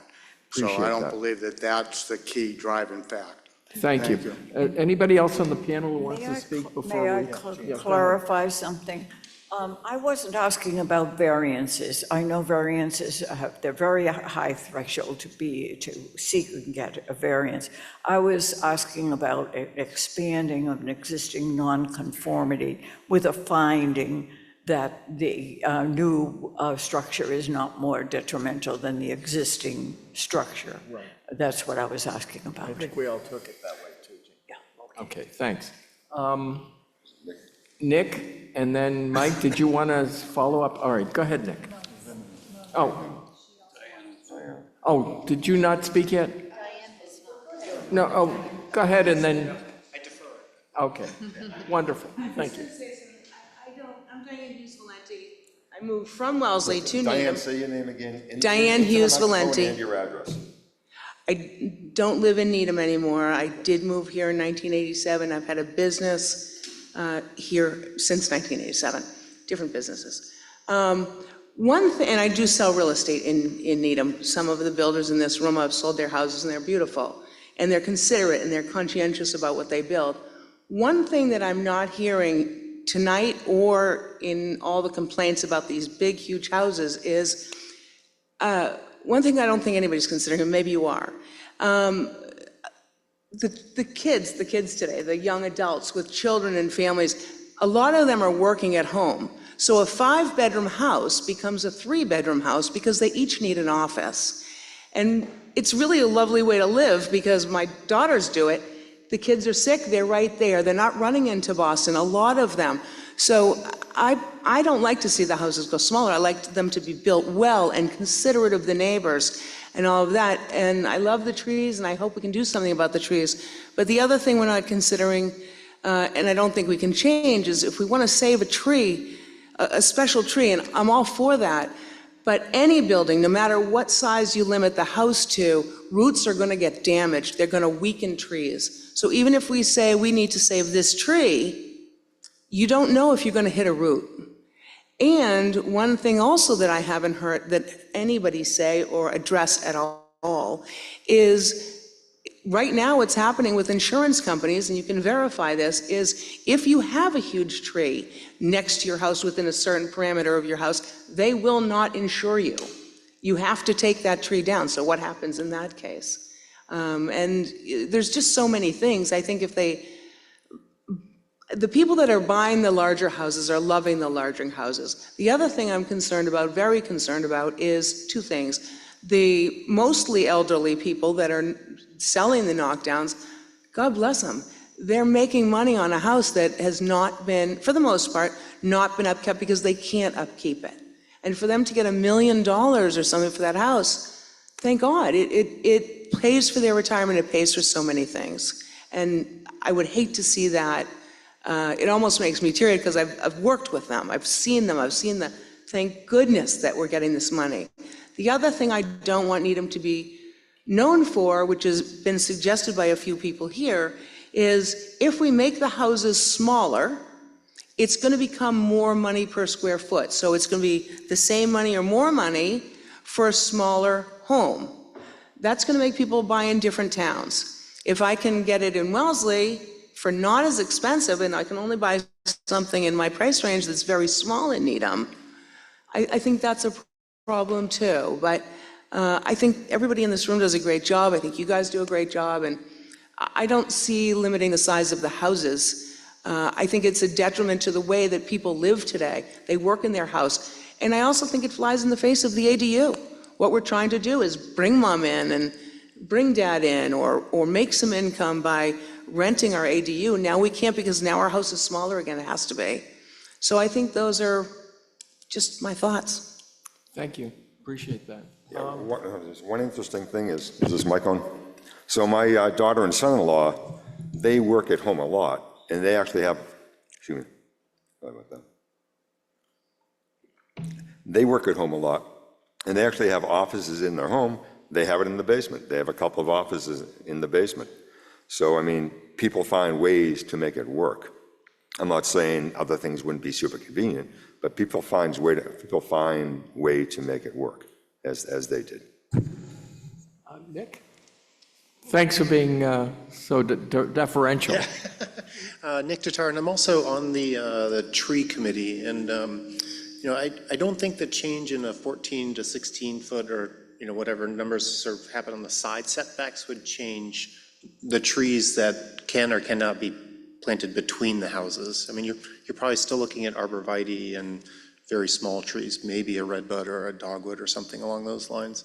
But the hardscape that's going and the driveways that are going in the front, when we're seeing turnaround now driveways in the front, it makes replanting a tree impossible. So if there was a sugar maple tree that was planted in the 60s, it doesn't survive the construction, and you're looking for a place to replant that tree. I think the question with these committees is there still a space for that tree to go, either in the front yard or in the backyard? And I think the concern I've got with some of the construction that's happening as the lots go farther back with the construction is we take away the space, not only in the front because of the larger driveway, but now there isn't space in the back of the house either. And again, thinking a lot about my neighborhood from North Hill, around Olin College and that end of town, you can see that those houses have gone backwards. You know, they're quite deep, and so the ability to plant an oak or a maple has definitely been undermined. There just isn't the physical space to do it anymore. So you really have to go back to much, much smaller plantings. And I think as a community, it's just one of those things where we have to decide if we want to put a stake in the ground, you know, on that topic. You know, do we value that? And that's something we want with our town, and within these small lots, that ability to do that. And if we're not, you know, just calling a spade and saying, we're okay with not having those large trees in the backyard, and we would rather have a house that can fill that lot going all the way back. And I think it's really about the transparency. And I think from a construction side, it's just clarity and simplicity is what's key. If you take down a tree, then put in a tree. You know, if it was a large tree, you know, the expectation is you put a large tree in. If it was a smaller tree that came down, if it was a redbud, then the expectation is you put a smaller tree in. And I think just simple is key for that conversation and working with folks that are either landscapers or builders. And again, we will be working with the other two committees when this goes to the planning board, and they're going to have to reconcile all of the information that we and the other committees produce. Michael Nyden, did you have a question or a comment? So I keep harping on the Wellesley Large House Review Committee, and you were also saying how their planning board is structured differently. Maybe it's time we take a look at how we do things on the planning board. Do we need to shift some resources? What would the resources need to have a large house review? The fact that Wellesley can do it, I don't understand why we can't. Do they care more? So I'm just really, I've been wrestling with the concept. We can't do it, it's too expensive. I think the board really needs to look at that and quantify what it would take to come up to the way Wellesley is. I'm hoping you'll consider that. Well, again, we're meeting with several communities about how they deal with the public perception of house size and how they fit into neighborhoods. So Wellesley is one of the communities we're talking to. We're talking to other communities as well, Lexington, Concord, and Newton, and we're doing more research. Lou? Again, I just want to interrupt for a second to note that the chair of the Wellesley Planning Board also said to us that what is currently happening is not perfect, right? It has challenges. It takes way more time for the planning board than they ever expected. And as a result, they are not doing other things. So they're trying to refigure out how this fits within the context. If we are looking at adding it, we're going to have to do the same. It's not a question of does one community care more than the other, right? They just started down a road, they're down it, and they're now spending most of their time doing large house reviews and not doing the planning activities that their town is wondering why they're not doing. So. And I understand. Oh, you want the panel? Go ahead. Yes. I was going to call on you. So, I mean, as Mike was saying, I mean, it's a choice we have to make. I'm not going to say it's a matter of caring or not caring, but it's a choice we have to make. You know, do we want trees around? Do we not want trees around? You know, I mean, to me, I don't understand. It doesn't seem like much of a choice. I mean, obviously, we want some trees around. It's a matter of to what degree do we make some changes? I mean, like someone's saying, I mean, the houses are getting very deep, which means, you know, it's taking away from the possibilities of what's going on in the backyard.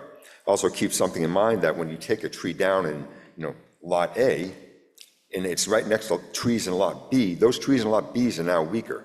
They're more susceptible to being taken down in the storm, especially pine trees. So depending on where that tree is, perhaps it's more consideration of saving it. And I know it's really easy when a house is coming down and you're taking trees down to zip the whole lot down.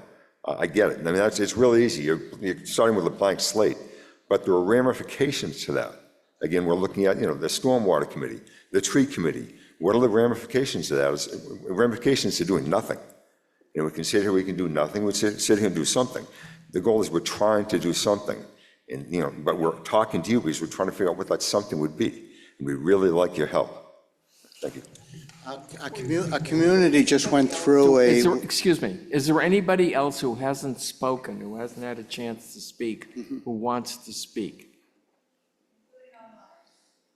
Do you have anybody online? No, I wanted to be sure that they know we're talking to them too. Oh, yeah, thank you, I appreciate that very much. Well, So not hearing any other interest, go ahead, Luke. that's a couple of things. One, unfortunately, all our committees meet during the summer when people are away. Doesn't matter which committee it is, so we miss a lot of the people out there that have a lot of input that would be necessary. That said, our community just went through a revaluation that affected a lot of the older residents here in town.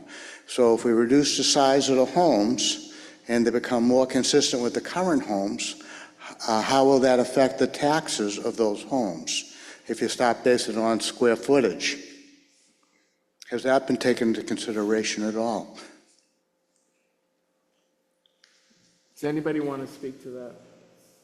Go ahead, Mary. I would just note that I don't think that we're talking about reducing the size of these new homes to the size of current homes, because I think the current homes that we're talking about are generally in the 1,700 to 2,500 square foot range, and nobody is suggesting that we're going to cap the new homes at 2,500 square feet. Well, that would be based upon the lot size, correct me if I'm wrong. If they're on an 8,000 square foot lot or a 7,000 square foot lot, you're going to be limiting what they can build on that lot, which may be consistent with the home next door that is presently a non-conforming lot, such as, you know, how Dan Matthews' home is presently. That is not something that's been contemplated by anybody on this committee, as far as I know. Okay. And I'm just going to make one final point before I do. If, as anybody online who wants to speak, if you indicate on Zoom that you would like to speak by raising your hand on Zoom, or if you raise your hand, we have a Zoom coordinator who might be able to see you. So don't hesitate if you have something you want to say. I just want to make one point. When a large home is created in a neighborhood of smaller homes, that does affect the value of those homes with respect to the taxes that they pay. So it's not an issue that is affected only by the regulation of house size. It's an issue about the value of what the homes in the area are, and if there are more expensive homes in that area, the tax value of those lots go up. And in Needham, the value of the lot is more important than the value of the house. Does anybody else want to speak before we wind up? One last thing though, and that is, you know, this value in what that neighborhood looks like. Okay, it's not a criticism of anyone living in any house. It's not even a criticism of a particular house. But there's value when you're in a neighborhood, and let's say not every house is a 6,500 square foot house. Again, it's not a criticism of who's in the house at all. But it's a fact that you're in a neighborhood, you're walking down the street, and every house is maxing out, versus every house is not maxing out. You know, there's a value of to those people when they're in that neighborhood, and the value of what choices they have to buy what neighborhood they can buy into, what they'd like to buy into. So there are choices we're making, and those choices are affecting the future. And, we're behind the curve. We've been talking about Wellesley a lot. Wellesley started making changes a long time ago. We did not. We made some, but for the most part, we did not.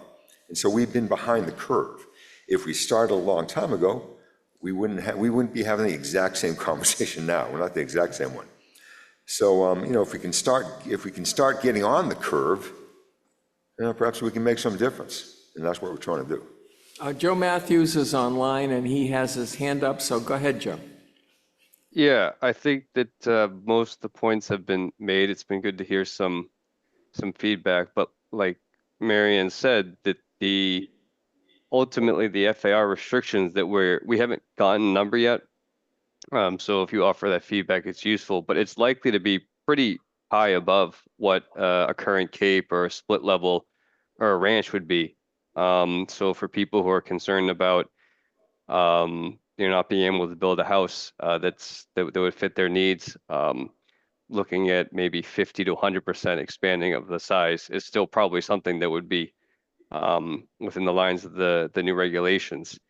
I think really what this is designed at is some of the more extreme examples, and we have been looking at lots of different examples of houses.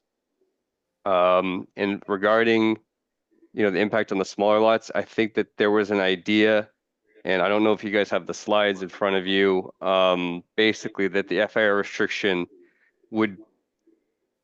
there would be more restrictions on the larger lots relative to the smaller lots. Like we would take care to not make sure that it's a direct scaling, basically ensuring that you could have a certain amount of size. So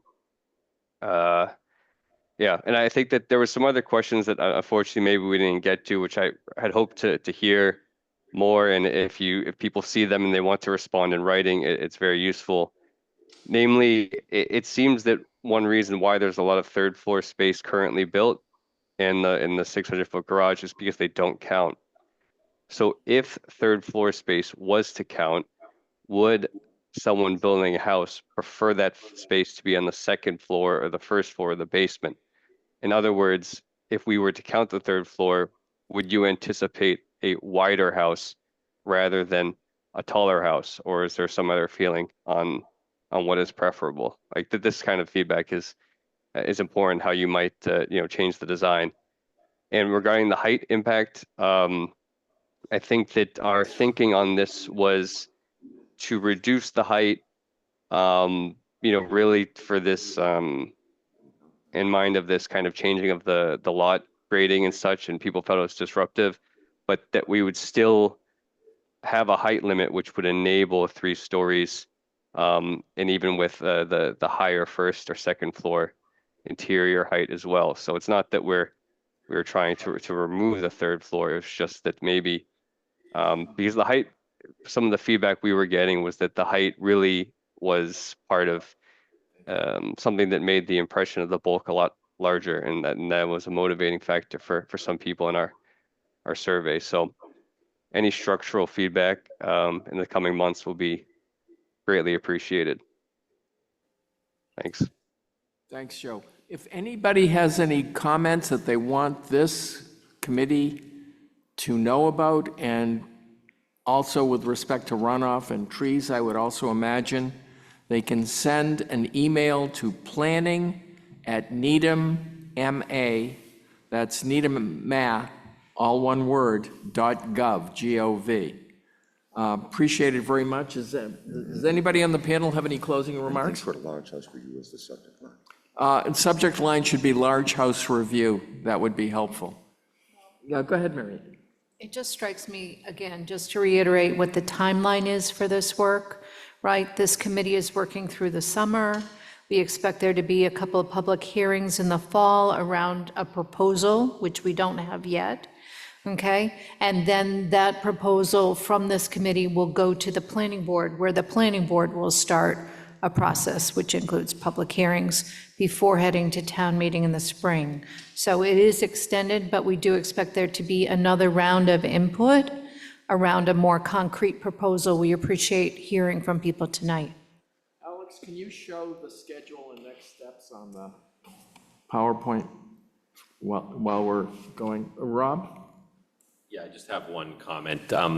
you know, me being a resident living in probably a tear down, if I'm being realistic here, I very much would like to hear more from developers that aren't necessarily on our committee. I know that we have a developer on our committee, but I think it's really super important that you folks representing, you know, probably a very small portion of the development community in Needham, like, we need to hear more from you and really like your constructive feedback, because, you know, I'm a lay person in all this. I'm just a resident. I have no experience in this industry, but, you know, we have a really tall order where we can't keep everybody happy. So I think it's going to be important because you guys are building the products that our future Needham residents want. So we need to take that into consideration. I don't feel like we have enough feedback from developers on this committee. So whatever way you feel comfortable communicating with us, whether that's email to the whole committee or through one of the members here, like, I think that we should really get as much as we can from them. Thanks, Rob. Mary Ann, do you have any closing comments? Jane, anything closing? Oscar? Starting at the end, Heidi, do you have anything you want to say? Just that I've enjoyed listening to everyone, and I hope you continue to write in. And Ed? I'm all set, thanks. Good. Bill? Good. Artie? Thank you very much for joining with us in this effort. I will close in saying that we're not here by accident. In my experience in Needham Affairs, which goes back about 30 years, this issue has been at the top of many people's lists. So it's not a frivolous issue. It bothers many people that things are changing at a degree that they're not comfortable. So we're grappling with the issues around that, and we will make recommendations to the planning board when our work is done. But if you look at the schedule and next steps, you will see that there's a lot of engagement with the community to the extent that we can get that to happen. And again, if you have comments, please send them to planning@needhamma.gov and make the subject line large house. And we are anxious to hear from anybody who has an interest in this matter, which, as it turns out, is everybody who lives in this town. Thank you very much for coming.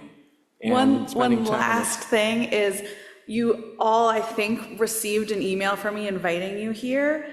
If you want me to send you the PDF of this PowerPoint, email back to me and I'd be happy to. It's got the specific questions that we'd love to hear from you on, some of that data that might have been hard to digest. So feel free to email it to me. It's on the website, but it might be easier just to shoot me an email. Thank you. Thank you, Alex. That's Alex Clay, who's been a very important member in this effort, as along with Lee Newman, who's the Director of Community Development in Needham. Thank you again for coming, and you know we're all available, and if you have private comments you want to make to us, of course, feel free. Thank you. Thank you, Mo. Thank you. Thank you. Now we'll get on to some other business within the committee itself. So we have some minutes to approve from, Move we approve the minutes. oh, hold Can you on, just- hold on, hold on. one second. One second, please, one second. We'll just finish our business and then. Okay, so I heard someone make a motion to accept the minutes, Yeah, we moved it, go ahead. and I moved it, and we're gonna have to take a roll call vote. Before you take a roll call vote, let this gentleman speak before he goes. Well, We're gonna pause in the vote. well, let's just take the vote, then he can do You're it. gonna have to do a roll call. Yeah, I know. All right. Heidi, Am I approving the minutes? for the minutes, yes. Ed? Yes. Rob? Miriam? Make sure you know what you were voting. Jean? Yes. Oscar? Yes. Mo? Yes. Joe online? Yes. Bill? Yes or no on the minutes? Yes or no on the minutes? And I vote yea as well. The minutes are approved.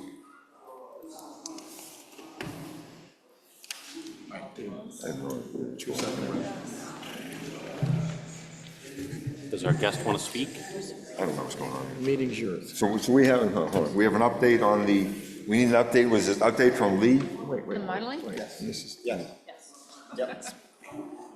Oh, hold on, 1 second, Lee. We don't want to lose the point, so why don't you come forward, sir, and tell us what you wanted to say? We're not that formal here. You need to go to the microphone, sir. Yes. Sir, we need you to. $1.6 to $2.7 in this town typically. Oh, a tear down. Eight, 1.1 to 1.2. Do you know how much it costs to build a house? 500, Tell us. 700? $1 million. Okay. Put everything in it. You add the prices there. This is why everybody's building 6,000 square foot homes, to make it work. If you're gonna shrink it, nobody's gonna build. And nobody's gonna buy. Because young people today want big houses. That's what they want. And every house I build, I try to blend it into the community. I don't build like a. I missed your name, flat sorry. roof. Can you go back over your name? What's your and name? Business, your name and Oh, business? it's Trump 40 Howland Street, ARP Development. Okay. Okay. Have you built anything in Needham we could go look at? I don't want to talk to anybody. I want to hear when I don't, or come here and say anything. It's like, No, the question was, have you built in Needham? That, well, any, Bill? build solar houses. I built plenty of them. Okay. I try to build every house with the community. Okay, so we can talk to Bill and Bill can show us. Appreciate it very much. Thank you. Like I said, it's 1-1 right now, 1-1 to 1-2. The numbers don't work. If I gotta spend maybe 500,000, it might work. But when you're talking big money, it's not. And what are you selling that house for that cost a 1.2? 2.9? 2.9, okay. So are you doing other work in other towns? Everything is on 2.4. I don't go to Wellesley, I don't go here, and I don't know why everybody's bringing up Wellesley or Newton. Stick with Needham only. This is your community, not Wellesley. I don't care what Wellesley does. They can build $1 million, $5 million homes. Go local stuff. Blend it in. But houses are too much money, they'll do anything, right? Well, you just said blend it in. Yeah. One of the issues, let me finish. One of the issues we're dealing with is in many of these neighborhoods, the perception of the people who live in those neighborhoods is the newer houses do not blend in, which makes their house not blend in. Go to 59 59 Henderson Street. Look at the house. It blends with everybody. And the name is over there? That's your house. Yeah, it's my house. We're not saying that But every house you're is- not is you're not every developer. So hold on, what we're gonna do is, what was the address again? 59 Henderson. 59 Henderson. So we can pick that up, we can look at it and see how it models out. And so we'll do that. Do you have any other addresses? How do you consider the same thing? Yes, I do. What address? 345 Central. 345 Central Ave as well. There's a red key there. Okay, Backs up to the school. okay.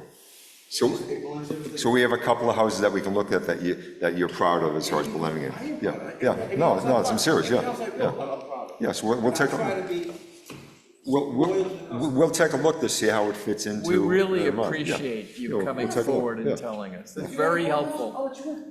Very helpful. Okay, thank you, appreciate it. Thank you, appreciate So it. Be well. you Thank said that you're spending about 2 mil to build a house that you sell for 2.9? To buy and build. all the super nonsense is $1 million. You're talking appliances. Like now, I don't know who passed the law. I used to put gas in the system.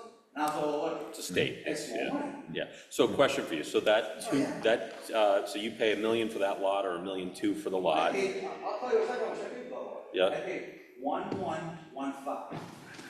Okay, so we'll say 1.2, just for round numbers here. And you built a how many square foot house? With the ad and solid finish, 6,000. Okay, so But it when you're looking at it, it doesn't look like it. doesn't look like a 6,000. So let's say that was 4,700 square feet.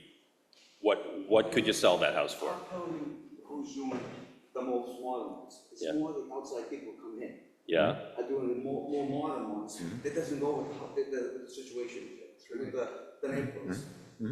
They don't go. And, but people want them. That's what they want. what would a 4,700 square foot house on that same exact lot go for? 47 square foot, what it costs? 9, 8, 9? To build? So you're in it for 2.1, and what could you sell it for? Yeah, so to make a profit, just I bought for $1 million for 1.1.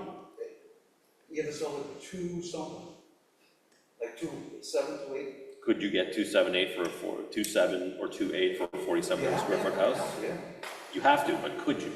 We'll need to support that. Will it What I'm sell hearing is what yes. he's asking. Will it sell at 2.7? It depends. It don't get a customer who wants it. Oh, but you'll find someone, right? There's always a customer out there for it. Sure, okay.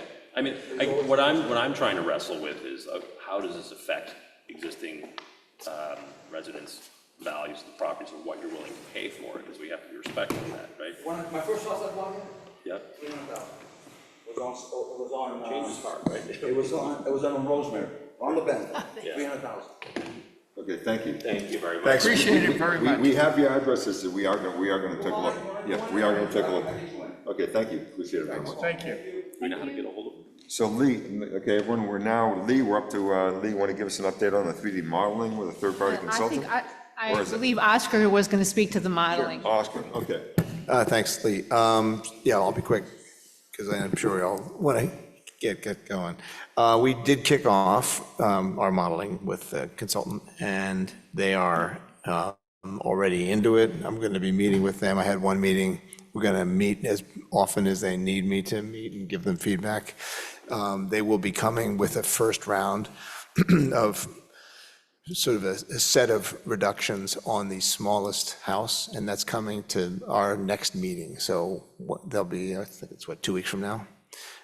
So they're going to be able to show us how they're proceeding with those reductions. We can give them some feedback, see how the reduction suggestions are playing out in 3 dimensions, and I think it'll be helpful. And then we can decide to tweak things and adjust things, and then move on to the other studies. So it's feels good. They're getting started, and they seem very knowledgeable and fast at this exercise. So we're encouraged. Oscar, I have a question for you. As far as the schedule, are we on schedule, or do we need to pick up the pace? Well, as I said, we're meeting with them very often as they need it, to get the feedback. And then once we get through all the questions, I think the rest of the studies will go more quickly, because we all have been through the exercise. So I'm anticipating we're going to be okay hitting the completion of the work they're doing for us by the end of August. End of August, you said? Thank you. Thanks, Oscar. Are you on the next one, or is this one third party? This one's Lee. Lee's going to do I this. can speak to the This fiscal. one's yours. We've had the scope of work for both the value analysis and the fiscal impact. The chairs of the planning board, this committee and the finance committee are meeting this week. It's anticipated that the RFP is going out on Friday, and we'll have responses back in 2 weeks, with the goal of then coordinating with the modeling information to give the information in terms of the size houses we want to model for the value analysis and the fiscal impact analysis happening in August. So that's scheduled to go forward. Was that Thursday at 4 PM? We're having a Zoom meeting with them? That meeting was confirmed for Thursday. And then the RFP is supposed to go out on Friday. Thank you, Lee. Question? Good? Lee, do you know who they're going out to? They're going out to, the state has a bid list of Okay. planning consultants that are already pre-qualified, and it's going to go out to that list. Have you contacted them to see if they're actually interested in responding to the RFP? Or is that not allowed? I haven't contacted them to see if they're, I will follow up with the procurement officer that does that. Yes, I'm just hoping that we're really time constrained on this whole thing, so yes. it'd be a shame to. Put it out and have to go through a second round like we did on Yeah, the modeling. right, Right. exactly. Okay, I'll see what I can do to actually make sure we actually get some responses this time. Great, thank you. Thank you, Ed. So again, just keep in mind, we have time schedule we're supposed to keep on as far as, when our public hearings are going to be again, and then we're actually handing something off. So if we have to pick up the pace, I don't know if we're going to have to, but if we have to pick up the pace, well, obviously, we're going to be looking at some additional meetings. But Rob, go ahead. I have 2 questions. Lee, what specific specific analysis is being done? You had mentioned that. I'm sorry, I didn't hear your question. What specific analysis is being done on some of the costs? We're doing a value analysis. The scope calls for a value analysis, which is to basically look at what the value of a house is, under the current set of rules, and then what happens as a function of the changes that we're talking about making in terms of size. And then we're also looking at doing a fiscal impact study, which would look at what the change in house size, what its impact would be in terms of the town's projected revenue stream and projected cost across the single residence B zoning district. Okay, thank you. Are they also going to be looking at the change in the existing value of lots, tear downs essentially? Okay, yeah. I'll be glad I'll forward a copy of the scope out to the committee. That'd be great, thank you. And if we had a negative value, let's say that we affected some of these smaller lots negatively as far as value goes coming from that, are we prepared to lower their tax rates? So something to think about. The tax rate changes based on the values. So if the values change, the tax rate will change. That's what occurs. So Lee, other question is, are they only looking at the value related to that one house? Or is there any relationship to the value of the houses around it? Any relationship to the value of trees, stormwater, any change related to that at all? Again, or anything about the houses around it, how their values may change? Or not change? No, we were just Okay. looking at the values of Okay. what the impact would be as a function of the zoning change. Okay, thank you, Lee. Is there anything else we have? Any other questions by anyone? Anything? Could I have a motion to adjourn then? If there's- When are we meeting next? Okay, we'll take a roll call. Rob? Marion? Yes. Jean? Aye. Oscar? Yes. Mo? Yes. Heidi? Ed? Bill? Joe online? Yep. And the co-chair votes aye. Thank you very much. We are adjourned. Thank you, everyone. The fourth. August 4th.